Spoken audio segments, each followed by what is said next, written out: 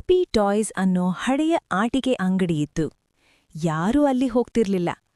ಆ ಅಂಗಡಿಯ ಕಿಟಕಿಯಲ್ಲಿ ದೊಡ್ಡ ಕಣ್ಣುಗಳು, ವಿಶಾಲ ನಗು ಇರುವ ಒಂದು ಕಾರ್ಟೂನ್ ಗೊಂಬೆ ಕೂತಿತ್ತು. ಒಂದು ರಾತ್ರಿ ಟಾಮ್ ಅನ್ನೋ ಹುಡುಗ ಆ ಅಂಗಡಿಯ ಹತ್ತಿರ ಹೋದ. ಅಷ್ಟರಲ್ಲಿ ನಿಧಾನವಾದ ಧ್ವನಿ ಕೇಳಿಸಿತು. ಬಾ, ನನ್ಜೊತೆ ಆಟ ಆಡೋಣ. ಟಾಮ್ ಸುತ್ತ ನೋಡಿದ. ಯಾರೂ ಇರ್ಲಿಲ್ಲ. ಧ್ವನಿ ಬಂದಿದ್ದು ಆ ಗೊಂಬೆಯಿಂದ. ದಿನ ಟಾಮ್ ಆ ಗೊಂಬೆಯನ್ನು ಮನೆಗೆ ತಂದ. ಮೊದಲು ಎಲ್ಲವೂ ಚೆನ್ನಾಗಿತ್ತು. ಗೊಂಬೆ ನಗುತ್ತಿತ್ತು, ಹಾಡುತ್ತಿತ್ತು. ಆದರೆ ರಾತ್ರಿಯಾದ್ಮೇಲೆ ವಿಚಿತ್ರ ಘಟನೆಗಳು ಶುರುವಾಯಿತು. ಆಟಿಕೆಗಳು ತಾನಾಗಿ ಕದಲುತ್ತಿದ್ವು. ಲೈಟು ತಾನೇ ಆನ್ ಆಫ್ ಆಗ್ತಿತ್ತು. ಗೊಂಬೆಯ ನಗು ಇನ್ನೂ ದೊಡ್ಡದಾಗ್ತಿತ್ತು.